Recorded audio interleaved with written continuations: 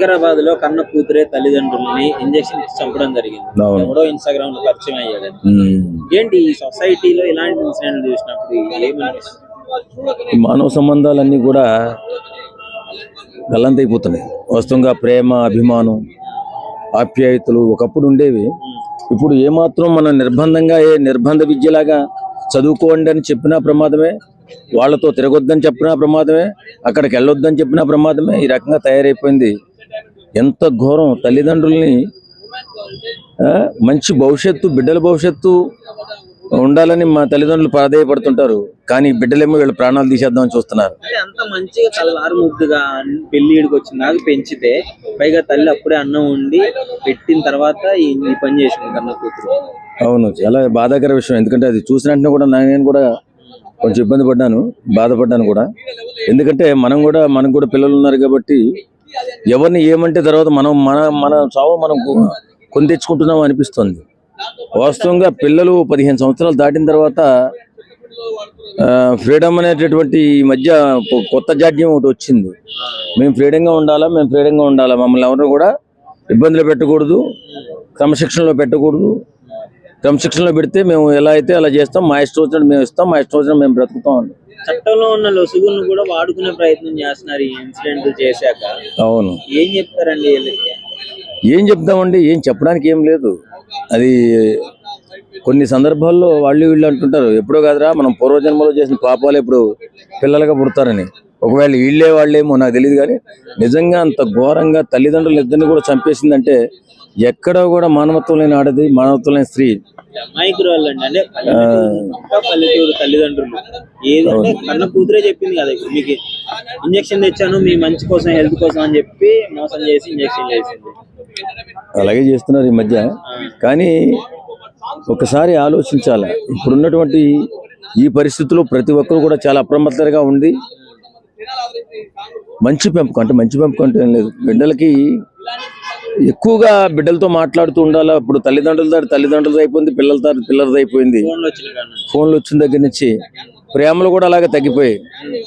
ప్రేమ, అభిమానం, ఆప్యాయత అనేవి లేకుండా పోయింది. కాబట్టి ఇలాంటివి జరుగుతున్నాయేమో అనిపిస్తుంది. శిక్షలు ఎలా ఉండాలి? ఖచ్చితంగా తల్లిదండ్రులను చంపినటువంటి దుర్మార్గుల్ని ఖచ్చితంగా కఠినాతికఠినంగా శిక్షించాలా. మళ్ళీ జీవితంలో వాళ్ళు జైలు నుంచి బయటకు రాకూడదు. ముసలార్కులను బయటకు తిరిగి రావాలి. అప్పుడు తెలుస్తుంది వాళ్ళకి ఎంత తప్పు చేశాను నేనని.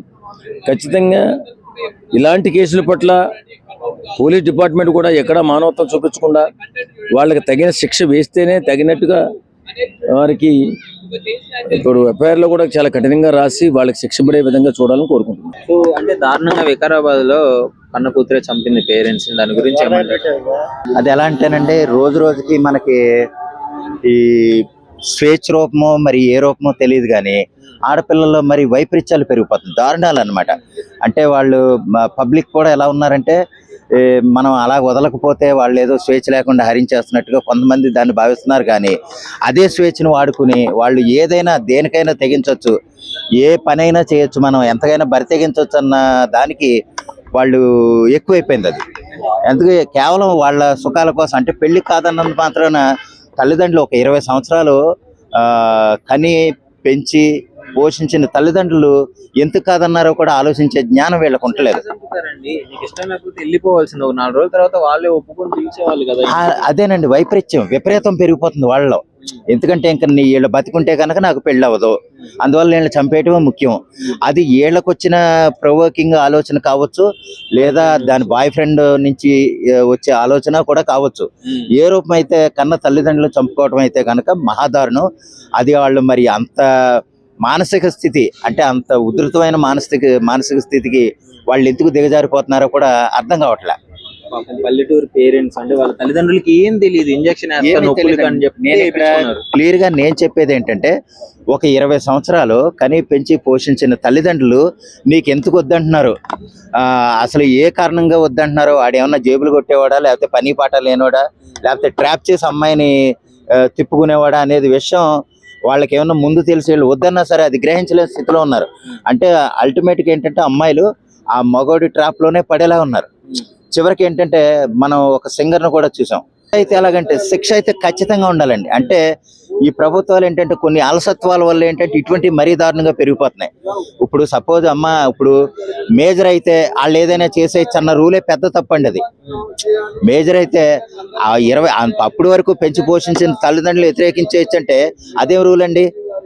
అవునా కదా? మీరు చెప్పండి. పోనీ మేజర్ అయిపోయినంత మాత్రాన్ని వ్యతిరేకించేయచ్చా? 20 సంవత్సరాలు పెంచి పోషించి చదివించింది అంతా అయిపోయినట్టేనా? అంత అజ్ఞానం. మరి ఆ రూల్స్ ఎవరు పెడతాడో ఆడికి నిజంగా కూతుళ్ళు కానీ పిల్లలు కానీ ఉండుండ్రేమో అనుకుంటున్నాను. ఇది ఎవరో అన్నమాట మళ్ళీ నేను చెప్తున్నాను. ఎందుకంటే వాళ్ళ కనీస కామన్ సెన్స్ లేని వాళ్ళే ఈ రూల్స్ పెడతారు. ఇప్పుడు అప్పుడు దాకా 20 ఇప్పుడు నా కూతురు నేను ఇంత బాగా చదివించుకోవాలి, ఇంత పెద్ద కాలేజీలో చేర్పించాలి, ఇంత ఫీజు కట్టాలి, ఇటువంటి అంటే చాలా సేఫ్గా పంపించాలి. ఒక బస్సులో కానీ లేదా ఎవరినన్నా ఆటోలోనో చాలా సేఫ్గా నా కూతురు వెళ్ళి బాగా చదువుకోవాలి, మంచి మార్కులు తెచ్చుకోవాలి, భవిష్యత్తులో మంచి ఉద్యోగం వస్తే కనుక తన భవిష్యత్తు బాగుంటుందన్న ఉద్దేశంతో వాళ్ళు ముందుకెళ్ళాలి. కానీ వీళ్ళు ఏంటంటే తల్లిదండ్రులు కూడా లెక్క చేయకుండా ఎవడో 20 సంవత్సరాలు పెంచి పోషించిన వాడిని పక్కనెట్టి 20 రోజులు పరిచయం అయిన వాడికి ఇచ్చేస్తారు వీడి గుట్టంతా, వీళ్ళ గుట్టంతా. అప్పుడు ఏంటంటే ఆటోమేటిక్ గా ట్రాప్ లో పడిపోతారండి. ఎందుకు తయారవుతుందంటారు ఇట్లా? మొబైల్స్ వల్లనేనా? ఎందుకు తయారైతుందంటే ప్రభుత్వం కూడా పట్టించుకోనట్టు ఉంటుంది కదా. మమ్మల్ని ఏం చేస్తారు, 4 రోజులు పోయి జైలు చేస్తాం, మళ్ళీ ఎప్పటిలాగా వస్తాను. ఒక తల్లిని చంపిందంటే ఎంత బాధ ఉంటది రా. పెళ్ళిడికి వచ్చింది, పెళ్ళిడికి వచ్చింది. కలలు కానీ ఉంటారు పేరెంట్స్. అరే కళలే కదా, బిడ్డ మీద ఎన్నో ఓపు పెట్టుకుని ఉంటారు, ఎన్నో కళలు ఉంటాయి. కదా మరి పిల్లలు దారి తప్పిపోతా ఉంటే తల్లిదండ్రులు చూసుకునే బాధ్యత ఉంది కదా. మరి వాళ్ళు కూడా ఏం మాట్లాడకుండా మరి సైలెంట్ గా ఉంటే ఎట్టాగా? నువ్వు తల్లిదండ్రి బాధ్యత లేదని మాత్రం ఎప్పుడు అనుకో. బాధ్యత ఉంది కాదనట్లేదు. ట్రాక్ తప్పినప్పుడు కరెక్ట్ వేళ తీసుకురావాలి. మందల అరే 4 దాన్ని మందలిచ్చేటట్టుందా ఇవాళ రేపు పిల్లల్ని? ఎలా అనుకుంటాను అట్లాంటి నేను చాలా చూసుకుంటున్నా. నువ్వు ఏది చెప్పు, తల్లిదండ్రి మాట ఇప్పుడు వినటం లేదు. తల్లి తండ్రి అడ్డం వస్తారని వాళ్ళని తొలగించుకోవటం, వాళ్ళ ప్రపంచం వాళ్ళది వాళ్ళు ఏలుకుంటారు అంతే. ఎవరి మాట వినేటట్టు లేదు ఇప్పుడు జనరేషన్. ఎందుకు ప్రభుత్వం ఏం చేస్తుంది? మగ పిల్లగాళ్ళకి భయం ఉందా? ఆడపిల్లగాళ్ళకి భయం ఉందా? ఎవరికి లేదు. ఇప్పుడు ఆడపిల్లదే తప్ప మగ పిల్లగాళ్ళకి తప్పు ఉందా? తల్లిదండ్రులు ఎక్కడో చదువుకోరాని ఎక్కడో కూలీ 4 చేసి పంపిస్తా ఉంటే ఈ అమ్మాయిలు తీసుకొని పార్కులు ఎమ్మడి బట్ట తిరుక్కుంటా ఇట్లా చేస్తుంటే ఒకరిని చూసి ఒకడు ఇవే నడుస్తున్నాయి. తల్లిని చూసినా ఎంత ఘోరంగా చంపిర్రా, అది ఎంత బాధాకరం చెప్పు. రోజు ఇలాంటి ఇన్సిడెంట్లు జరుగుతూనే ఉన్నాయి కానీ ప్రజలు ఎందుకు చైతన్యం రావట్లేదు? చైతన్యం ఎందుకు వస్తుంది? అసలోడు రాజ్యమేలేటోడు మంచోడు అయితే వీళ్ళని చంపంగానే వాళ్ళని అమ్మటే ఏదో ఒక శిక్షణ ఏదో ఒకటి కఠినంగా తీసుకుంటే, కఠినమైన పరీక్ష తీసుకుంటే ఇంకొకటి అయ్యో నా తల్లిని ఏమన్నా చేసినా, నేనేం తప్పు చేసినా మళ్ళీ నన్ను ఏం చేస్తారన్న భయం ఉంటది. ఆ భయం ఎక్కడుంది? సమాజంలో ఏదన్నా భయం ఉందా? తల్లిదండ్రులు భయం లేదు, పోలీసోడు ఏమన్నా చేస్తాడని భయం లేదు, ఎవ్వరు భయం లేదు. మాది మేము తింటున్నాం, మాకేం భయం. నమస్తే. ఇన్స్టాగ్రామ్ లో పరిచయమైన ఒక పర్సన్ కోసము కన్న తల్లిదండ్రులను కూడా చంపేసుకునే స్థాయికి ఇప్పుడున్న జనరేషన్ కొంతమంది ఉన్నారు. దాని గురించి ఏమంటారు? అమ్మ నాన్నల్ని చంపేంతగా ఆలోచించింది ఒక అబ్బాయి కోసం అంటే రేపనేది వాడిని చంపదంటారా? ఖచ్చితంగా వానికి ఒక కుక్కరో లేకపోతే ఒక డ్రమ్ము అదే గతి అవుతుంది. ఇన్స్టాగ్రామ్ లో ఆఫ్టర్ ఆల్ ఇన్స్టాగ్రామ్ లో పరిచయం అయిన కోసము తల్లిదండ్రులను చంపడం ఏందే తల్లి? నేను కని పెంచి పెద్ద చేసి నేను చదివించి ఒక నర్సు చేసింది దానికైనా నా ఫాల్తు ఉండా? నిన్ను ఏం అవసరానికి తల్లిదండ్రులు చంపేంత తప్పేం చేసిరు వాళ్ళు?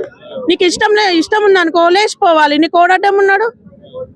ఒకరిని చంపే హక్కు ఎవరికి లేదు. తల్లిదండ్రులని చంపి ఇంత నీచంగా తయారైపోతున్నావు. వానికాడ అంతగానో ఏమన్నా నీకు దాచిపెట్టుకున్నావేమో, ఏమన్నా ముళ్ళ ఉంటే చెప్పగా చేయక ఒక నైట్ లేచిపోయేది ఉంటుంది. ఎందుకు చంపడము? మరీ దారుణంగా ఇంజక్షన్ ఇచ్చి చంపించేంత తప్పు ఏం చేసిరంటే నేను కనడం వాళ్ళు చేసిన తప్పు. అంత మించి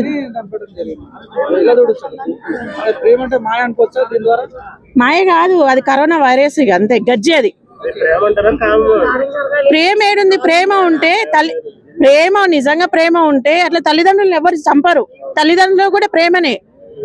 25 సంవత్సరాలు 26 సంవత్సరాలు కానీ పెంచిన తల్లిదండ్రుల కంటే మధ్యలో ఆఫ్టర్ ఇన్స్టాగ్రామ్ లో పరిచయమైన ఒక బోకు ముండ కొడుకు ఎక్కువైపోయిందా? కామం అది. 4 రోజులు పార్క్ లో చుట్టూ లేకపోతే ఓయల చుట్టూ పోయిరు అనుకో మొత్తం తీరిపోతుంది. అప్పుడు తెలిసి వస్తుంది అమ్మ నాన్న విలువేందో. వాడు కనలేదు, వాడు పెంచలేదు, వాడు చూడలేదు, వాని కోసం చంపుకున్నాం అంటే రేపనాడు వాడిని చంపదా? పక్కా చంపుతుంది. ఒక అమ్మేడ 100 మందిని సెన్సర్ కొట్టినట్టు ఇది 200 మందిని కొడుతుంది సెన్సరీ. అవసరమా? మీకు ఇష్టం ఉందనుకో ఒప్పియలేరుగా లేచిపోరి. ఎవడడ్డం ఉండే మీకు స్వేచ్ఛ అన్నారు కదా, ఫ్రీడమ్ అరిగిన అనసూయ కాడికి కోరు లేచిపోయి అందరు కలిసి అనసూయ కాడికి పోండి. ఫ్రీడమ్ కావాలంటే అనసూయ ఇస్తుంది మీకు ఫ్రీడమ్.